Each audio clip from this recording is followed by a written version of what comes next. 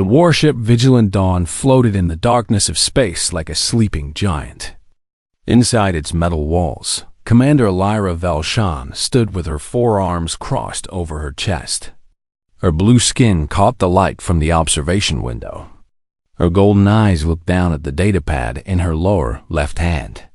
She read the name again. Marcus Cole, human. Assigned to Strike Team 7, a human. They had sent her a human. Lyra had fought in 37 combat missions. She had led her team against pirates, rebels, and monsters that crawled out of dead worlds. Her species, the Ethori, were known across the galaxy as the finest warriors. They were tall, strong, and blessed with 4 arms that could hold 4 weapons at once.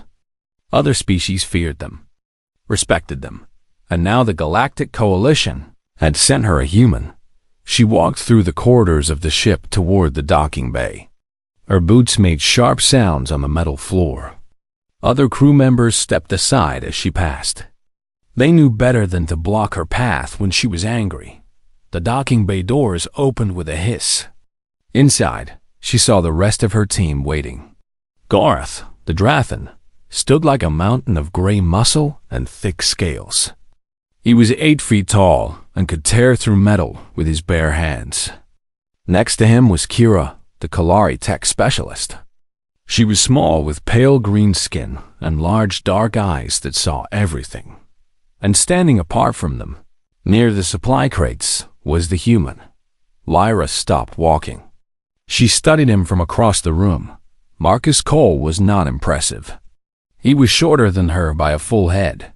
His body was lean, not thick with muscle like Garth. His skin was a simple brown color, his hair black and cut short. He wore the standard Coalition uniform, but it hung on him like it was made for someone bigger. At his hip, she noticed something strange. A blade, not a plasma sword or a vibro knife. It looked like simple metal, old, primitive. He looked up and met her eyes. His face showed nothing. No fear, no excitement, no challenge. Just calm. Lyra walked toward him. Her team watched in silence. She stopped in front of the human. She was taller, so she had to look down at him. Her forearms uncrossed slowly. "You are Marcus Cole," she said. It was not a question. "Yes, Commander," he replied. His voice was quiet but steady. "The Coalition has assigned you to my team. I want you to understand something." She leaned closer. "I did not ask for you. I do not want you. Humans are new to this galaxy. Your species has only been traveling between stars for 50 years. You are small. You are weak. You break easily." Marcus said nothing. "My team fights the worst things this galaxy can produce," Lyra continued. "We go where others refuse to go. We kill what others cannot kill. Do you understand what that means?" "I understand," Marcus said. "I do not think you do." Lyra straightened up.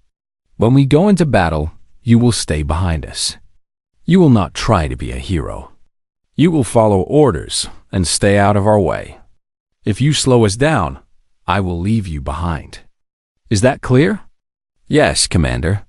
She waited for him to argue, to defend himself, to show some spark of pride or anger. But he just stood there, his hands relaxed at his sides, his eyes steady on hers. It made her angrier. She turned and walked toward Garth and Kira. "What do you think?" she asked quietly. Garth let out a low rumble from his chest. "He looks like food," the Drathan said. "The Vorath will eat him in one bite." Kira tilted her head. Her large eyes blinked slowly. His records say he passed all combat training. Above average scores in survival and tactics. "Above average for a human means nothing," Lyra said. "Their average is our minimum." She looked back at Marcus. He had picked up his bag and was walking toward the crew quarters. He moved quietly, she noticed. His steps made almost no sound on the metal floor. "Give him the lowest bunk," she ordered. "And the worst duties. If he wants to prove himself, he can start by cleaning the weapons bay. The next 2 days passed slowly. The vigilant Dawn traveled through empty space toward the Ember Corridor, a dangerous region where pirates and worse things hid among dead planets and broken moons. Lyra watched Marcus during this time. He did every task she gave him without complaint. He cleaned weapons. He checked equipment. He ran system diagnostics with Kira. He even helped Gorath repair a damaged piece of his armor. He never spoke unless spoken to. He never complained. He never tried to make friends or prove himself. He simply worked. It annoyed her. On the 3rd day, Lyra found him in the training room. It was late in the ship's night cycle, and she had come to practice her blade forms. She expected the room to be empty. Instead, she found Marcus. He stood in the center of the room with his old metal blade in his hands. His eyes were closed. He was moving through a series of poses, slow and controlled. The blade caught the dim light as it flowed through the air. Lyra watched from the doorway. She had seen many fighting styles in her years. The fast, sharp movements of the Aethery. The heavy power strikes of the Drathan. The precise, calculated attacks of the Kalari. This was different. It was smooth, patient. Each movement flowed into the next like water in a river. There was no wasted energy. No show. Marcus opened his eyes and saw her. He lowered his blade immediately. "Commander," he said, "I apologize. I did not know you needed the room." "That blade," she said, ignoring his words. "It is just metal. No energy field. No molecular edge. Why do you carry such a primitive weapon?" Marcus looked at the blade in his hands. For a moment, something flickered in his eyes. Something old. Something deep. "It was my father's," he said, "and his father's before him." "Sentiment," Lyra said with disgust. "Sentiment will not save your life." "No," Marcus agreed. "It will not." He sheathed the blade and walked past her out of the room. Lyra stood alone in the training room. She tried to dismiss what she had seen. Just a human playing with an old weapon. Nothing more, but something bothered her. Something about the way he moved. The way he held the blade. The look in his eyes when he spoke of it. She pushed the thought away. The next morning, the alarm sounded across the ship. Red lights flashed in every corridor. The captain's voice came through the speakers. "All hands to battle stations. We have detected a Vorath Hive ship in the Ember Corridor. Strike Team 7. Report to the briefing room immediately." Lyra felt her blood grow hot with excitement. The Vorath were monsters. Insectoid creatures that lived only to consume and destroy. At the heart of every swarm was an alpha. A beast the size of a shuttle with claws that could cut through starship armor. She had always wanted to kill an alpha. As she ran toward the briefing room, she passed Marcus in the corridor. He was already moving, his face calm, his hand resting on the hilt of his old blade. She did not slow down. She did not look back. He was just a human. He would only slow them down. The mining station Forge Theta hung in the darkness like a corpse. Its lights were dead. Its communication towers were broken. Thick organic matter covered its outer hull like a disease. Lyra looked at it through the shuttle window and felt her stomach tighten. The Vorath had been here for days. Whatever survivors remained would be running out of time. "Sensors show heavy biosignatures throughout the station," Kira said from her console. "I count at least 300 drones. Maybe more. And the Alpha?" Lyra asked. "Deep inside, near the main reactor. The survivors are trapped in the central core, between us and the creature." Gorath cracked his massive knuckles. "Good. I have not killed anything in weeks." Lyra turned to look at her team. Gorath was checking his heavy plasma cannon. Kira was loading her sidearm and preparing her hacking tools. And Marcus sat quietly in the corner, his eyes closed, his breathing slow. She walked over to him. "Human, did you hear the briefing?" Marcus opened his eyes. "Yes, Commander. 300 drones. An alpha. This is not a training exercise. This is real death. I understand. You will stay at the rear. Protect Kira. Do not engage unless necessary. If things go wrong, your job is to get her out. Not to fight. Not to be brave. Just to run." She stared into his eyes. "Can you do that?" "Yes, Commander." The shuttle docked with a heavy clang. The airlock hissed open, and the smell hit them immediately. It was the smell of the Varith. Wet. Rotten. Like meat left in the sun. Lyra activated her 4 plasma blades, one in each hand. The blue light pushed back the darkness. Behind her, Gorith's cannon hummed with power. Kira stayed close, her scanner glowing in her hands. Marcus drew his old metal blade. It made no sound. It cast no light. They moved into the station. The corridors were covered with organic resin. It dripped from the ceiling and coated the walls like thick black blood. The floor was slippery beneath their feet. Lyra could hear sounds in the distance. Clicking. Scratching. The Varith were everywhere, watching from the shadows. "Movement ahead," Kira whispered. 20 meters. 6 contacts. Lyra raised her hand. The team stopped. The Varith drones came around the corner. They were horrible things. Each one was the size of a large dog, with 6 legs, sharp mandibles, and eyes that glowed red in the darkness. They moved fast, their claws clicking on the metal floor. "Now," Lyra commanded. She charged forward. Her 4 blades danced through the air, cutting through chitin and flesh. Blue plasma burned through the drones like fire through paper. Gorith roared and opened fire with his cannon. The corridor exploded with light and heat dot in seconds. The 6 drones were dead. Lyra checked her team. Gorith was fine. Kira was untouched. Marcus stood at the rear, his blade still clean. He had not moved. "Keep up," she said, and pushed deeper into the station. They fought through 3 more groups of drones. Each time, Lyra led the assault. Each time, Marcus stayed back, watching, protecting Kira. He moved when she moved, stopped when she stopped. His eyes were always scanning the shadows. Lyra noticed something strange about him. His heartbeat.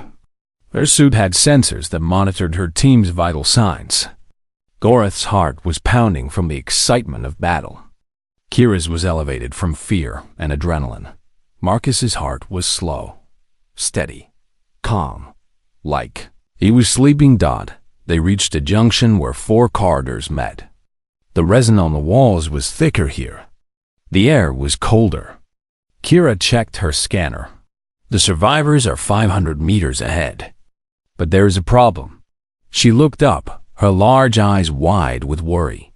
"The scanner shows a massive concentration of drones between us and them. At least 50. Maybe more. Can we go around?" Lyra asked. "No. This is the only path that is not completely blocked." Gorith loaded a fresh power cell into his cannon. "Then we go through." Lyra nodded. She was about to give the order when the walls exploded. Drones poured from hidden holes in the resin. They came from above, from below, from every direction. The corridor became a storm of claws and teeth and screaming monsters. Lyra spun and slashed. 3 drones fell. 4 more took their place. She could hear Garth roaring somewhere to her left, his cannon firing without pause. Kira screamed, "Kira!" Lyra tried to reach her, but the drones were too thick. She cut through 2 more, but a third slammed into her side and sent her crashing against the wall. Through the chaos, she caught a glimpse of Marcus. He was moving, not running, not hiding, moving. His body flowed through the swarm like smoke through fingers. His blade was a blur of silver in the darkness. Every cut was precise, Every step was calculated. He was not fighting the drones. He was dancing with them. A drone leaped at Kira.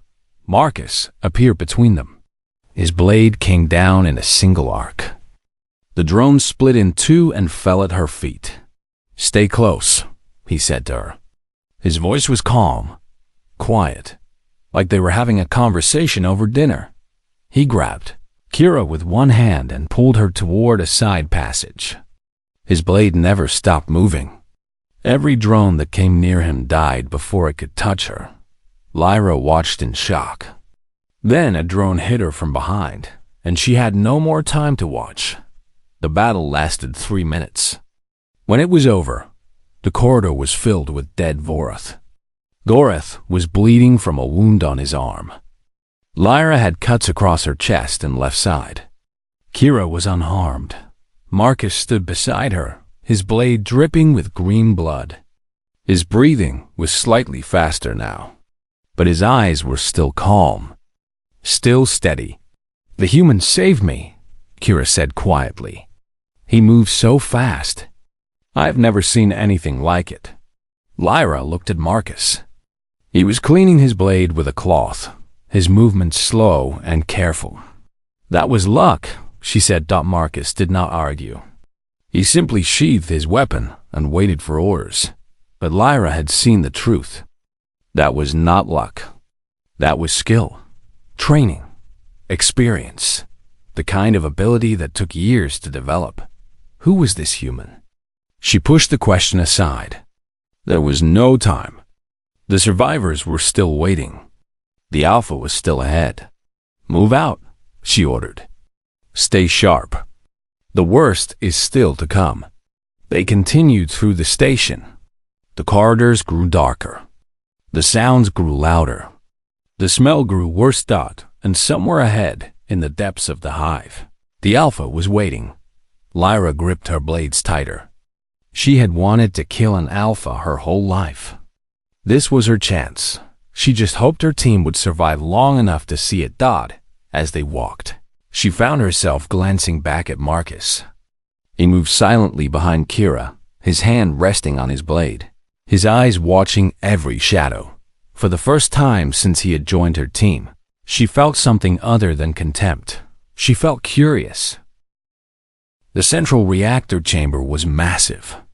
It stretched up into the darkness like the inside of a cathedral. The reactor itself sat in the middle, a tower of metal and power that kept the station alive. Emergency lights cast red shadows across everything. And at the far end of the chamber, huddled behind makeshift barriers, were the survivors. Lyra counted them quickly. 18 people. Miners, technicians, families. She saw children among them, their faces pale with fear, pressed against their parents. "Commander," one of the survivors, a middle-aged man with burns on his face, called out to her. "Thank the stars. We thought no one was coming." "We are here now," Lyra said. "How many can walk?" "All of us. We just need a clear path to the exit." Lyra nodded. She turned to her team. "Gorath, you take point. Kira, stay with the civilians. Marcus, cover the rear. We move fast and quiet. Once we clear the main corridor, we should be able to reach the shuttle in 10 minutes. But before anyone could move, Kira's scanner began to beep. The sound was fast, urgent. "Commander," Kira said. Her voice was shaking. "Something is coming. Something big." The ground began to tremble. From the darkness on the far side of the chamber, it emerged. The Alpha. It was the size of a small shuttle. Its body was covered in black chitin that gleamed like wet stone. 6 massive legs supported its weight, each one ending in claws the length of swords. Its head was a nightmare of mandibles and teeth, with 4 burning red eyes that locked onto the team. It screamed. The sound was so loud that Lyra felt it in her bones. The survivors cried out in terror. Children began to sob. "Formation!" Lyra shouted. "Gorath, with me!" "Kira, get the survivors behind the reactor. Marcus, protect them." She charged. Her 4 plasma blades ignited in the darkness. She leaped toward the Alpha, slashing at its front legs. The blades cut through the air with burning trails of blue light. They bounced off the Alpha's armor. Lyra barely had time to feel surprise before the creature struck. One massive leg swept toward her. She twisted away, but the claw caught her side and sent her flying across the chamber. She hit the ground hard and slid through the dust. Goroth roared and opened fire. His plasma cannon unleashed a stream of superheated energy that would have melted through a starship hull. It hit the Alpha square in the chest. The creature stumbled. Smoke rose from its armor. But it did not fall. It turned toward Goroth and charged. The Drathan was strong. He was the toughest warrior Lyra had ever known. But the Alpha was faster. It slammed into him with the force of a crashing shuttle. His cannon flew from his hands. His body crashed into the wall with a sound of breaking metal and breaking bone. He did not get up. Lyra struggled to her feet. Pain burned through her side. She raised her blades and attacked again. This time, she aimed for the joints between the armor plates. She found a weak spot and drove a blade deep into the Alpha's leg. It screamed and turned on her. A claw came down like a hammer. She blocked with 2 of her blades, but the force shattered them and drove her to her knees. Another strike caught her across the chest. She felt her ribs crack. Blood filled her mouth. The 3rd strike hit her arms. She heard bones snap. 2 of her arms went limp, useless. She fell onto her back, staring up at the creature that was about to kill her. The Alpha loomed above her. Its mandibles opened wide. Its eyes burned with hunger. This was how she died. After 37 missions. After a lifetime of war. Killed by a monster in a dead station. At the edge of known space. She closed her eyes, but death did not come. She heard footsteps, slow, calm, walking toward her. Her eyes opened. Marcus Cole walked past her. He moved toward the Alpha with steady steps, his old metal blade drawn and held at his side. His face was calm. His breathing was even. He showed no fear. Human, Lyra gasped. Blood dripped from her lips. What are you doing? Run. Get the survivors out. That is an order. Marcus did not answer. He did not even look at her. His eyes were fixed on the Alpha. The creature turned to face this new threat. It saw a small, soft being with a piece of metal in his hands. Easy prey. It let out a low growl of contempt. Marcus stopped walking. He stood alone in the center of the chamber, the Alpha towering above him like a mountain of death. Lyra tried to shout at him, tried to tell him to run, but her voice would not come. Her body would not move. All she could do was watch. Behind the reactor, the survivors watched too. Kira stood among them, her hand pressed over her mouth, tears running down her face. Marcus raised his blade. Lyra noticed something then, something she had missed before. The blade was glowing, not with plasma or energy fields, with something else, something that seemed to come from within the metal itself. A soft silver light that pulsed like a heartbeat, and Marcus's eyes had changed. The calm was still there, but beneath it was something else now. Something cold, something ancient, something that had been waiting. He looked at the Alpha the way a hunter looks at prey. In my world, Marcus said quietly, we have been fighting monsters since we crawled out of caves. We learned to kill things bigger than us, stronger than us, faster than us.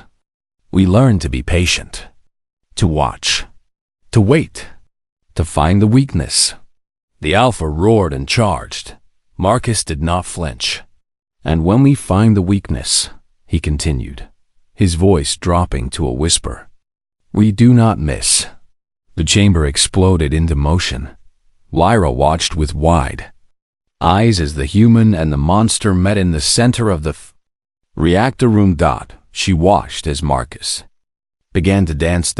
And for the first time in her life, Lyra Velshan understood why her ancestors had warned her people about humans. Not because they were strong, not because they were fast, but because they did not know how to give up.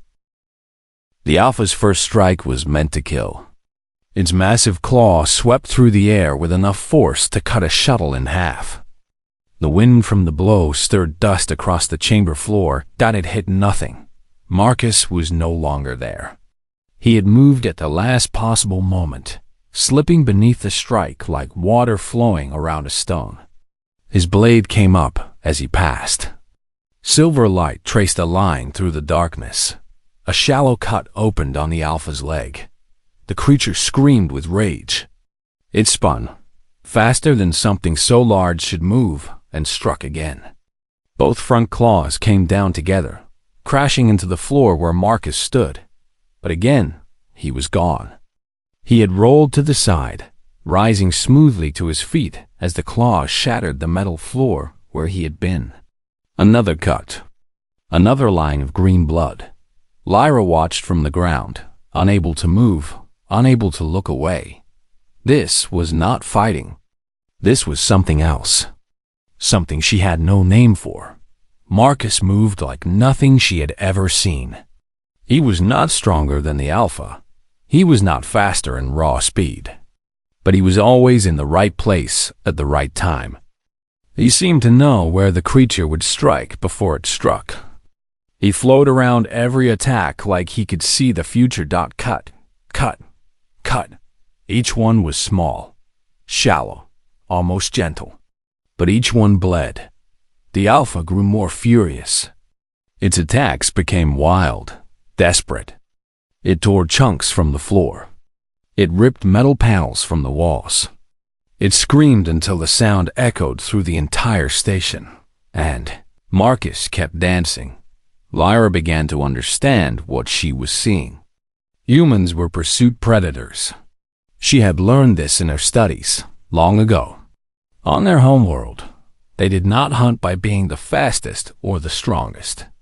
They hunted by following, by watching, by learning their prey's patterns. They would chase an animal for hours, for days, until it collapsed from exhaustion. Marcus was not trying to kill the Alpha with a single blow. He was bleeding it, exhausting it, learning it. Hunting it. The battle continued. 5 minutes. 10 minutes.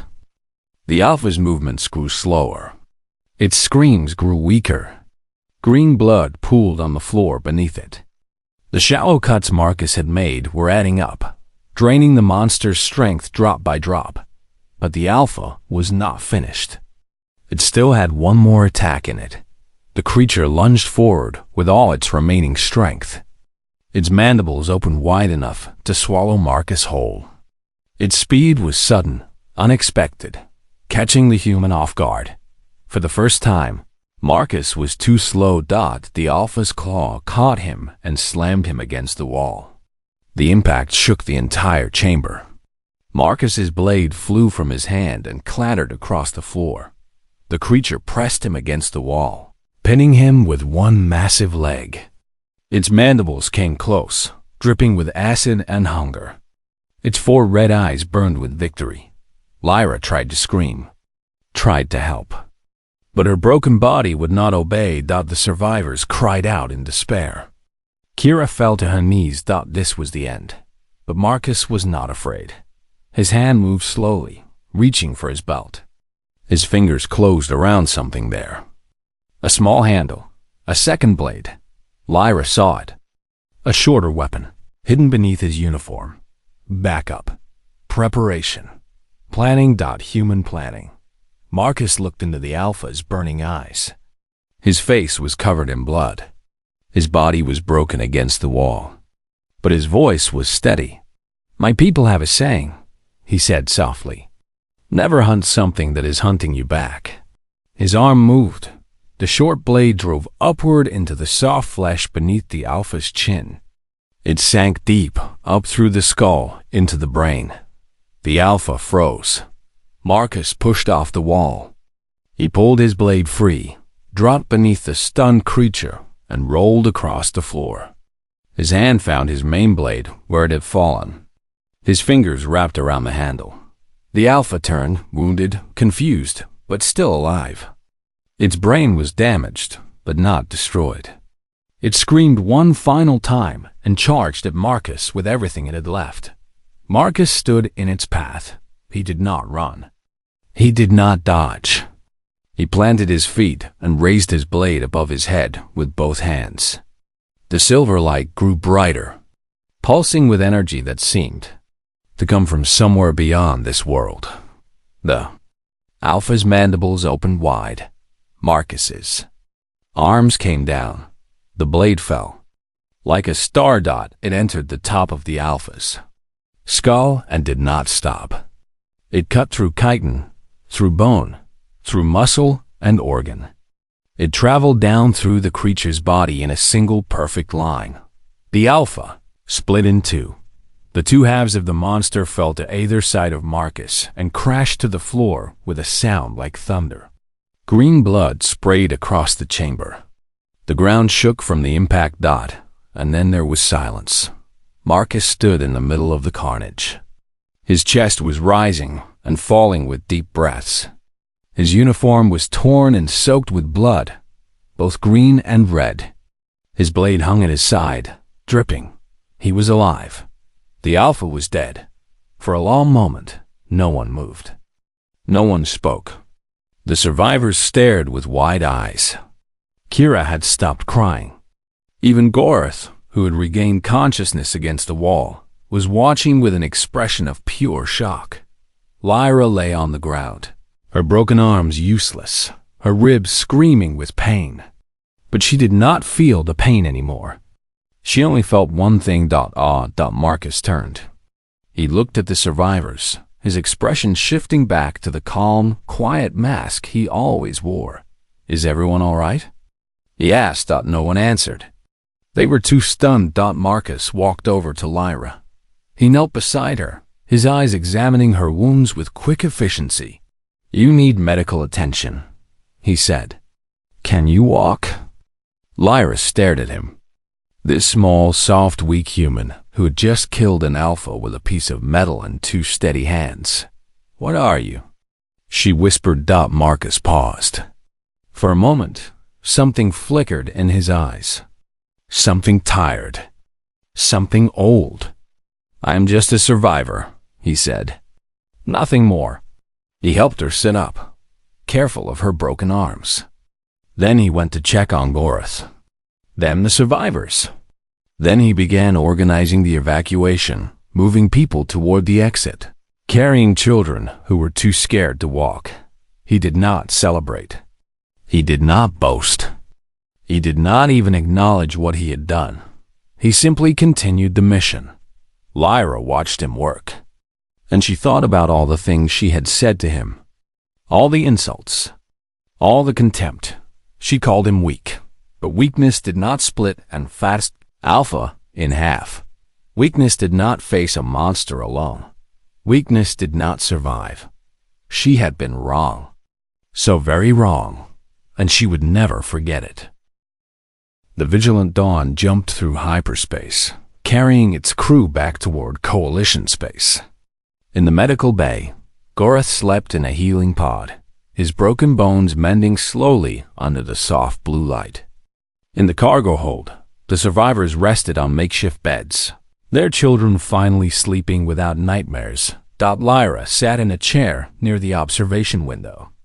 Her two broken arms were wrapped in regeneration casts that hummed quietly as they rebuilt bone and muscle. The cuts on her chest had been sealed with medical gel. The pain was gone, replaced by a dull numbness. But she could not sleep. She kept seeing it. The blade falling. The Alpha splitting apart. The calm look on the human's face as he stood among the blood and death. The door to the observation deck opened. She did not need to look to know who it was.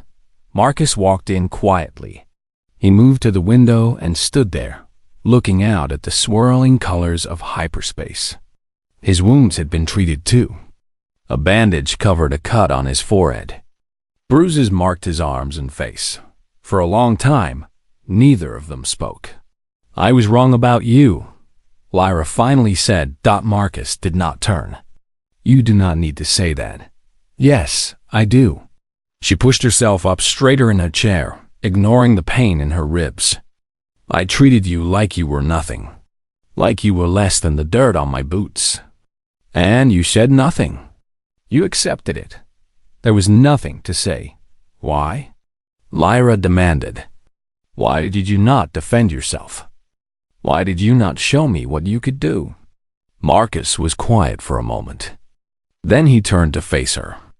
His eyes were calm, as always, but there was something deeper there now. Something tired. "Where I come from," he said slowly, "the ones who boast are usually the ones with something to prove. I had nothing to prove. Not to you. Not to anyone. Then why reveal it now? Why fight the Alpha when you could have run?" "Because there were children behind me." His voice was simple, direct. Running was not an option. Lyra studied him. This strange, quiet human who carried an ancient blade and moved like death itself. "What are you?" she asked again. "What kind of human fights like that?" Marcus walked over to a nearby chair and sat down slowly, his body clearly aching from the battle. "On Earth," he began, "there are many ways to fight. Some use guns. Some use machines. Some use their fists." He paused. "And some use blades." "Blade dancers," Lyra said.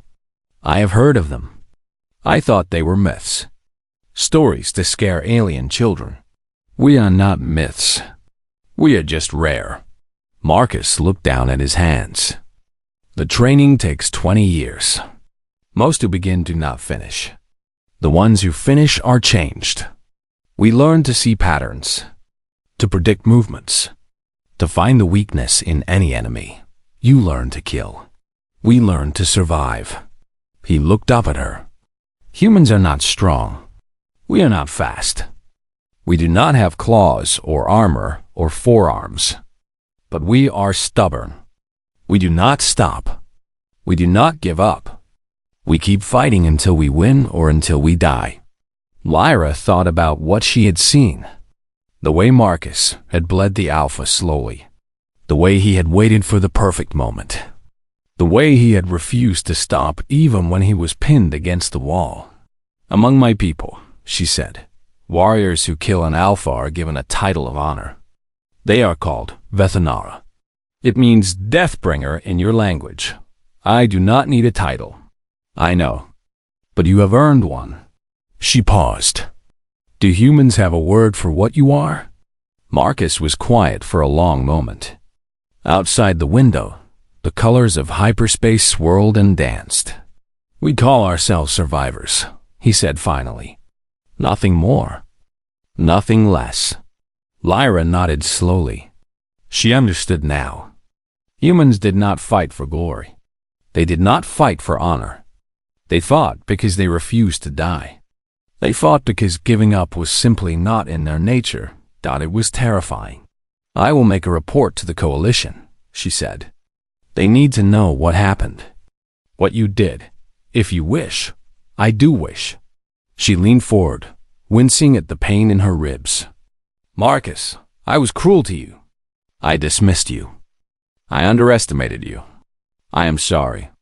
Marcus looked at her for a long moment. Then, slowly, he nodded. Apology accepted. The days passed.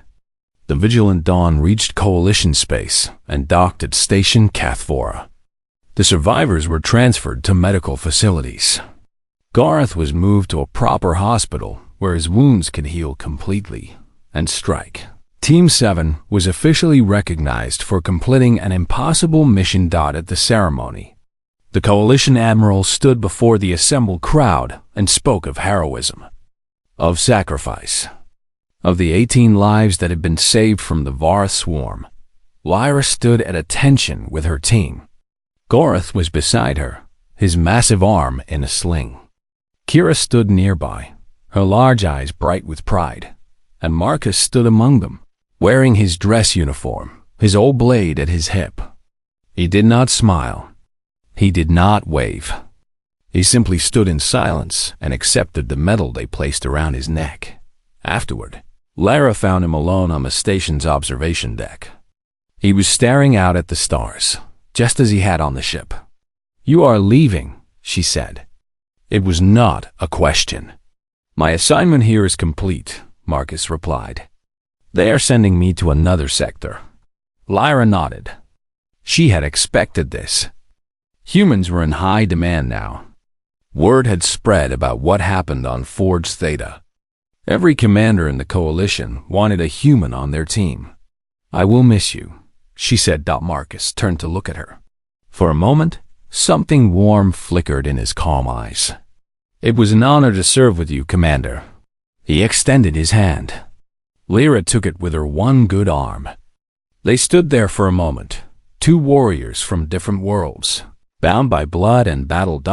Then Marcus released her hand, nodded once, and walked away. Lyra watched him go. She stayed at the window long after he had disappeared into the crowd. Later that night, she sat down at a console and opened a new file. She had promised to make a report about Marcus, about humans, about what the galaxy needed to understand. She typed for hours. She wrote about the battle, about the Alpha, about the blade that had split a monster in half, and at the end, she added a single note. A warning, a truth that every species in the Galactic Coalition needed to know. She read it one final time before submitting the report. Do not mistake their silence for weakness. Do not mistake their kindness for inability. Humans are not the strongest species in the galaxy. They are not the fastest. They are not the most advanced. But they are the most dangerous. Because when a human decides to fight, they do not stop. They do not surrender. They do not give up. And if you are ever foolish enough to threaten what they love, they will hunt you to the end of the universe and beyond. I have seen this with my own eyes. I have watched a human split an alpha in half with nothing but a piece of metal and a will that would not break. Do not make the mistake I made. Do not underestimate them, because by the time you realize your error, it will already be too late. She pressed send, and somewhere among the stars, Marcus Cole walked toward his next mission, his blade at his side, his heart steady, ready to survive.